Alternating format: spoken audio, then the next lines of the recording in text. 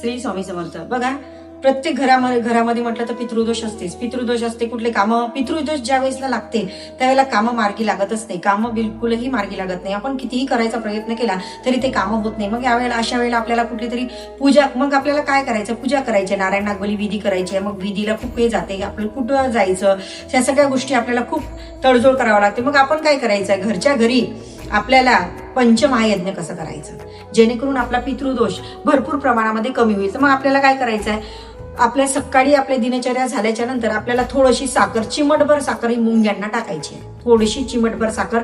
आणि सगळे जे उपाय हे आपल्या घरामधलेच आहे, कुठेही याला 1 रुपयाही खर्च होत नाही. चिमटभर साखर आपल्याला मुंग्यांना टाकायची आहे.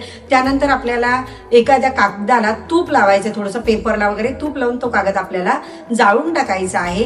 आणि आपल्या जेवणामधला, आपण जे जेवण बनवतो त्या जेवणामधला एक घास पूर्ण जे काही असेल ते उष्ट न झालेलं अन्न आपल्याला दक्षिणेकडे तो ठेवायचा आहे. त्याच्यानंतर गाईला आपल्याला एक पोळी चारायचीच आहे. आणि घरी कोणीही अतिथी आलं त्याला एखादं कप चहा किंवा पोहे किंवा जेवण हे आपल्याला द्यायचं आहे. आणि ह्यालाच पंचमहायज्ञ असं म्हणतात. आणि हे पंचमहायज्ञ जेव्हा आपल्याकडून रोज हे नित्यनेमानं न चुकता, कारण याला पैसे कुठल्याच प्रकारचे लागत नाहीये, आणि नित्यनेमानं जेव्हा करताना तेव्हा पितृदोष ऑटोमॅटिकली कमी व्हायला लागते आणि तुमचे प्रश्न मार्गी लागायला लागते.